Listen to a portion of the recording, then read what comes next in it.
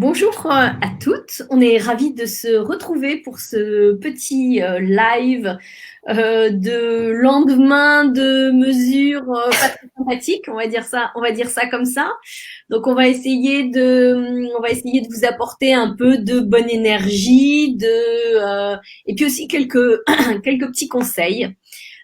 Donc, pour celles qui seraient arrivées pour la première fois sur cette page, je suis Dominique Descamps, je suis la cofondatrice de Healthstart et je suis accompagnée par Sophie Courtin-Bernardo, qui est donc voilà l'autre cofondatrice de Healthstart. Et Healthstart est une plateforme digitale qui accompagne les femmes qui veulent se lancer ou développer leur business. C'est une plateforme online, plutôt pratique en ces moments de confinement, mais pas dépourvue d'humain et de bienveillance. Et la preuve, c'est qu'on est là en direct avec vous aujourd'hui. Voilà, ça c'était pour les petites présentations. Donc aujourd'hui, on avait prévu de vous parler d'organisation. Alors, pourquoi vous parlez d'organisation? Parce que c'est un sujet récurrent dans les problématiques des entrepreneurs.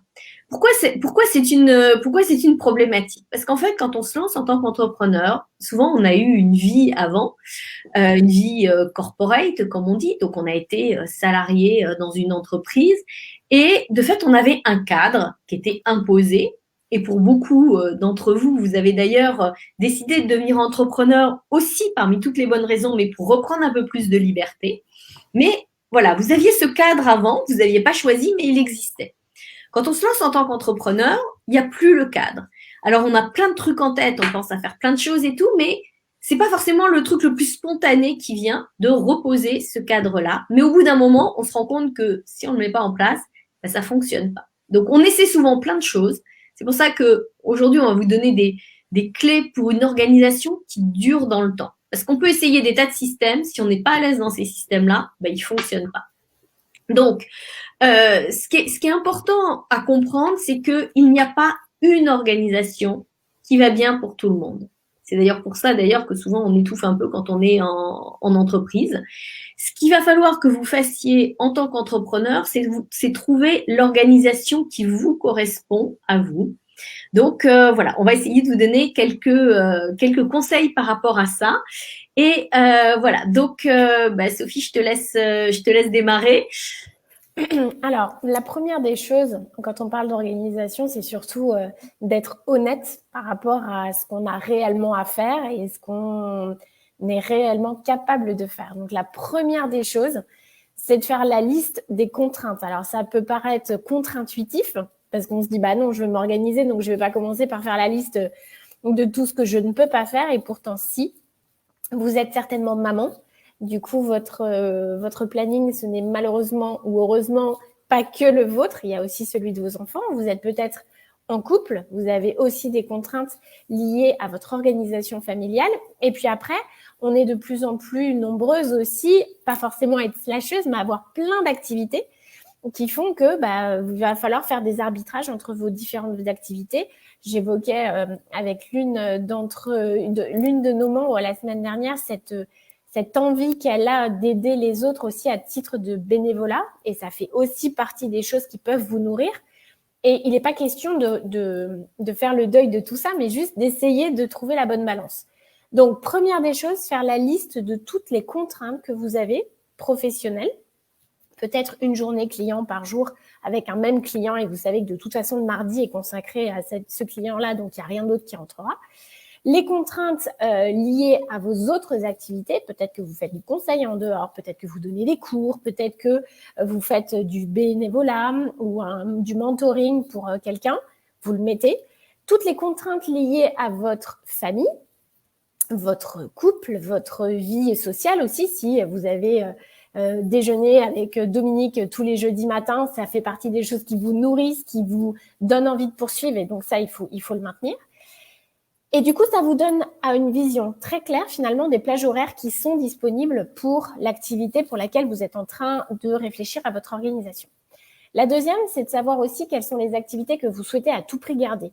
Parce que typiquement, il y a des sujets qui vous intéressent moins, qui vous nourrissent intellectuellement moins, ou bien qui sont chronophages. cela, peut-être que vous pouvez les déléguer. Donc, ça rentre aussi dans une organisation qui est de garder, de savoir quelles sont les activités qui rentreront dans votre organisation et les activités que vous pourrez déléguer à quelqu'un d'autre pour permettre une meilleure organisation. Et enfin, la troisième raison, c'est du coup de faire un calendrier précis par rapport aux tâches qui vous restent, les indiquer, y dédier un certain temps et laisser un temps pour vide qui pourra servir aux imprévus. Il n'y a rien de pire finalement que d'avoir un calendrier qui est full et où on n'a jamais le temps d'avoir de la place pour l'imprévu. Un client hyper important qu'il faudrait que vous puissiez satisfaire, une livraison qui aurait à faire, il faut qu'il y ait toujours dans votre calendrier un tout petit peu de place pour l'inattendu ou l'imprévu. Voilà, donc ça, ce serait mes conseils. Donc, être honnête, réaliste sur le temps que vous avez pour travailler, sur le temps qui est consacré à d'autres choses et où vous ne voulez pas y renoncer. Et il n'y a pas de souci, c'est simplement de savoir qu'est-ce que vous pouvez dédier comme temps à votre activité. Voilà, je laisse la parole à Dominique. Alors, ce qui est important aussi pour compléter ce que disait Sophie, c'est d'apprendre, donc de noter toutes ces choses qui font partie de votre vie, mais qui ne sont pas complètement liées avec votre vie professionnelle, et ensuite de définir le cadre de votre vie professionnelle. Mais ce qui est important aussi, c'est de vous connaître. Comme je disais en introduction, on fonctionne pas toutes de la même façon. Moi, je suis du matin, Sophie est du soir.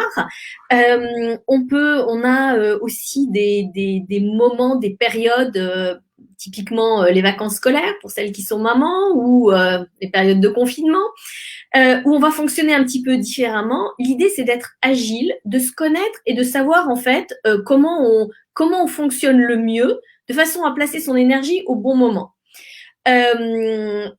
Typiquement, moi, je sais que le lundi matin, j'aime pas avoir des rendez-vous parce que le lundi matin, je reprends. Nous, on reçoit beaucoup de choses aussi pendant les week-ends, des mails, des textos et autres. Par contre, moi, ma règle d'or, c'est que je ne travaille pas le week-end.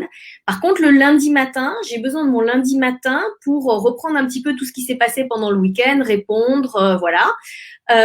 Donc, le lundi matin, le lundi, c'est une journée que je commence un peu en douceur. De même, le vendredi, généralement, je prends pas non plus de rendez-vous. Le vendredi, j'aime bien faire le point de la semaine, traiter les choses que j'ai pas eu le temps de traiter, éventuellement des urgences et voilà, et planifier ma semaine d'après. Par contre, il y en a qui fonctionnent très différemment. Il y en a qui vont être au taquet le lundi matin avec une énergie débordante et puis ça va dégringoler. Enfin, ça va dégringoler. Non, ça va descendre doucement. Donc, c'est très important de se connaître, de regarder pendant un certain temps un peu comment vous fonctionnez, quels sont les meilleurs moments, les moments où vous avez le plus d'énergie. Ça peut être des moments où que vous consacrez à vos clients ou que vous consacrez à de la créativité, enfin selon l'activité que vous avez. Donc respectez-vous. On a nous une communauté qui est on va dire entièrement féminine, même si on a forcément aussi des hommes qui gravitent autour de nous et voilà. Et en tant que femme, on sait aussi que notre énergie est pas forcément la même à tous les moments du cycle. C'est un sujet dont on parle de plus en plus. Si c'est des sujets qui vous intéressent, on ne peut que vous recommander de suivre Gaëlle Baldassari qui a créé Kiffe ton cycle et qui est une de nos clientes Elstart. Elle a fait partie on l'a accompagnée vraiment au tout début de cette superbe aventure. Donc, on vous mettra aussi dans les commentaires un petit lien, voilà, vers son profil. C'est des sujets qui sont passionnants et qui peuvent aussi beaucoup vous aider dans votre organisation d'entrepreneur.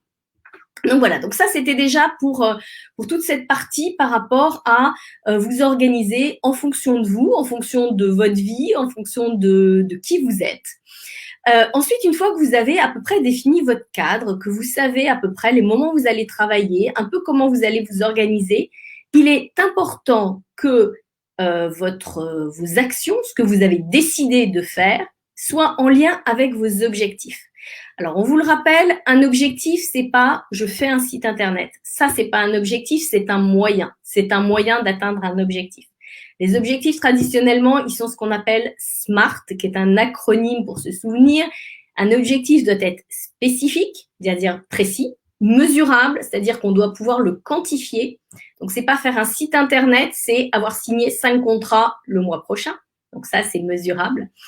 Ils doivent être ambitieux mais accessibles, c'est-à-dire on calibre, on ne met pas à la barre ni trop bas. Ils doivent être donc réalistes et ils doivent être temporellement définis, c'est-à-dire qu'on donne un objectif sans date limite n'est pas un objectif.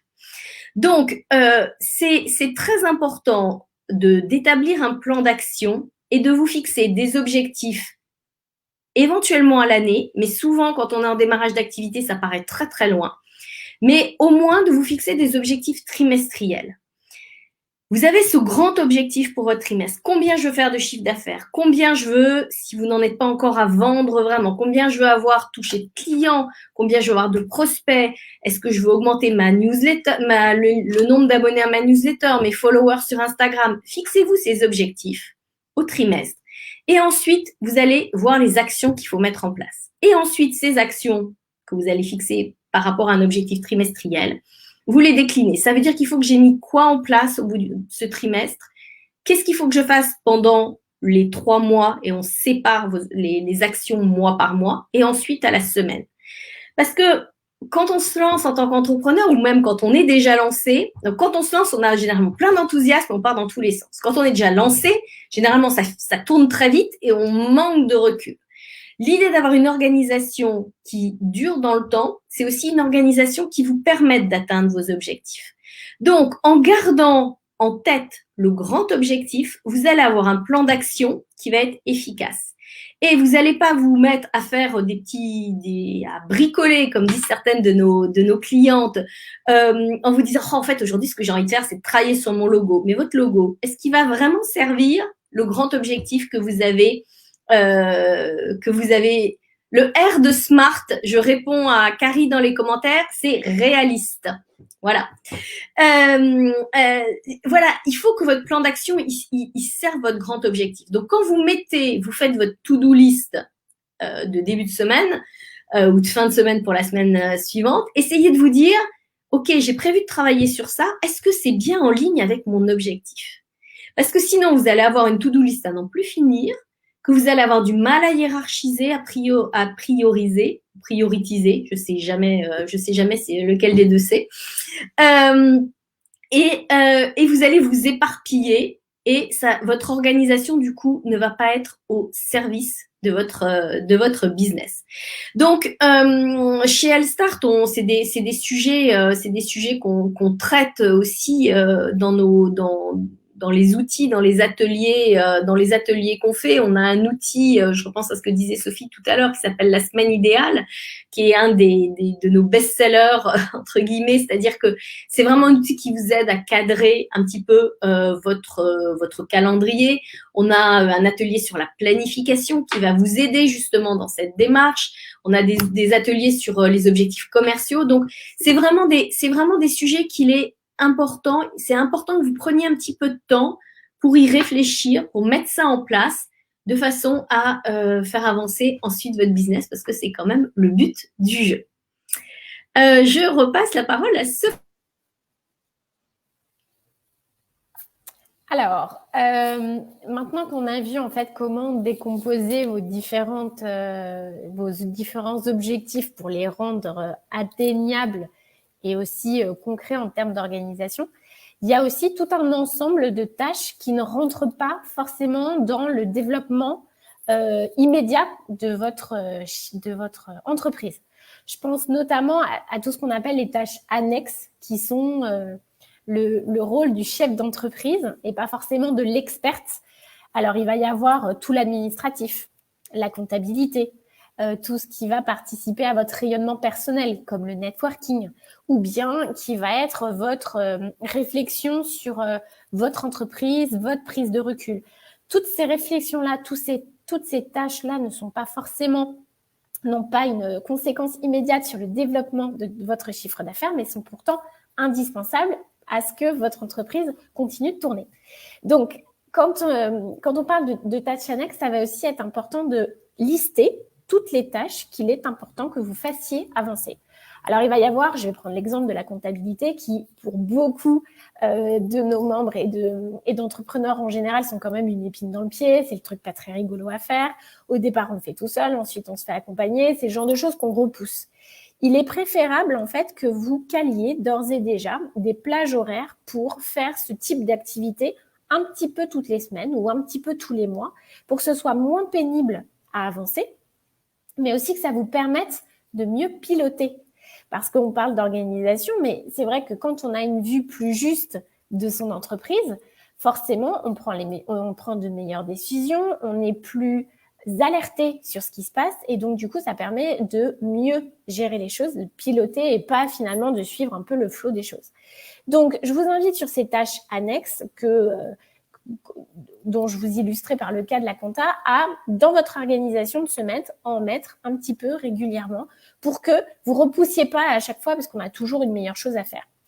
Ça permet de pas être débordé en fait en se disant oh mon Dieu, il y a toujours ce sujet-là que j'ai pas fait et on le repousse et finalement c'est une charge mentale, terme très à la mode en ce moment. Ensuite, ça vous permet de mieux piloter et puis ça permet en fait de répartir la charge de travail pour que ce soit pas quelque chose qui devienne une montagne infranchissable à la fin. Le deuxième aspect sur lequel je veux aussi attirer votre attention, c'est votre rayonnement personnel.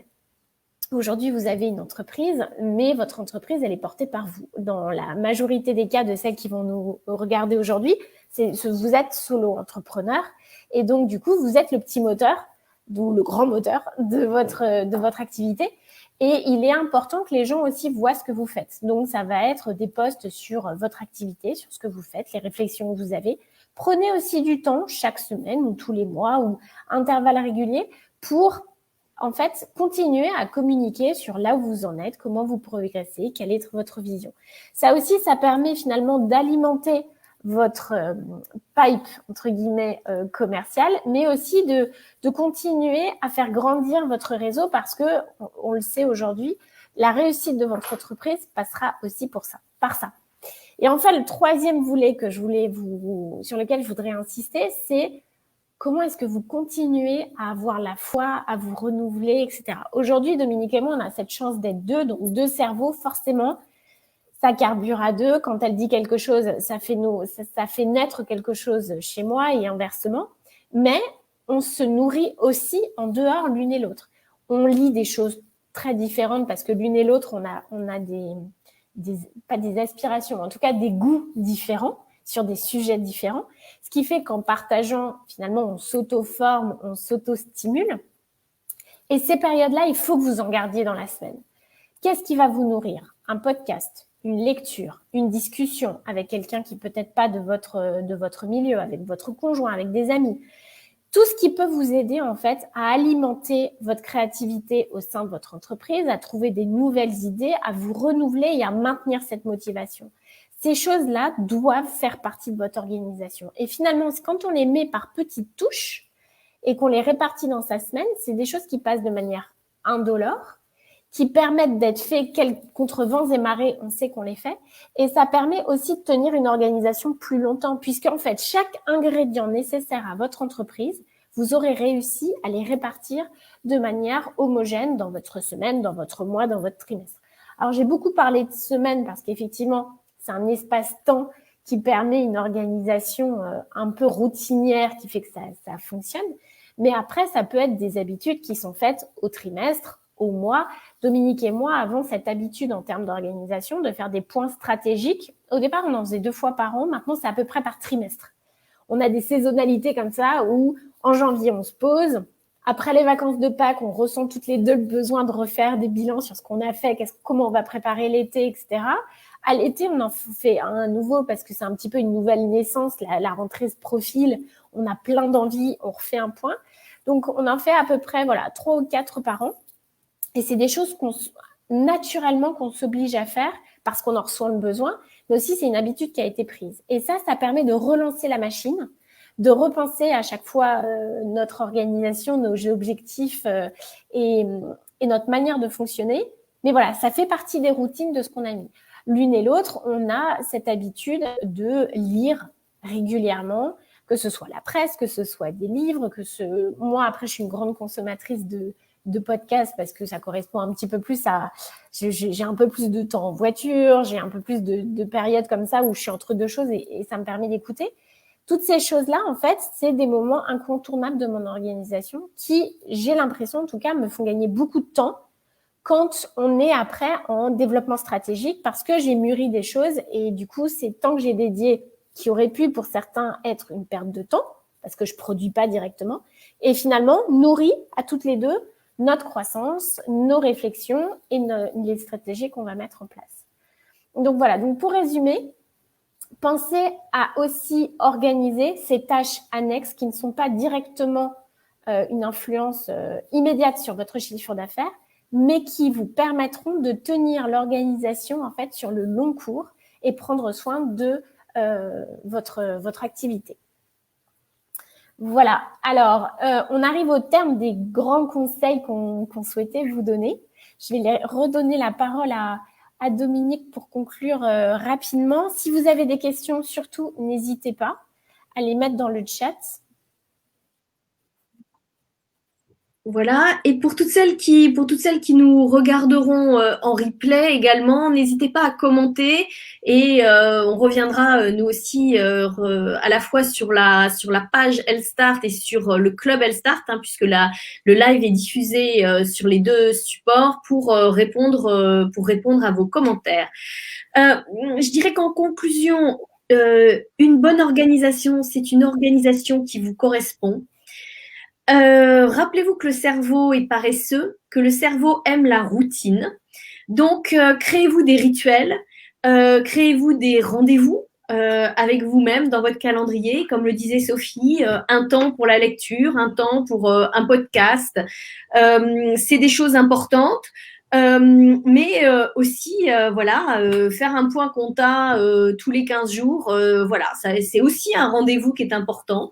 Donc, voilà, plutôt que d'avoir une to-do list avec des trucs, plein de choses à faire sans savoir quand vous devez les faire, et c'est là où c'est anxiogène et ça, voilà. Préparez donc, c'est structurez-vous. Encore une fois, votre cerveau, il sera beaucoup plus reposé s'il a un cadre que s'il n'a pas de cadre du tout.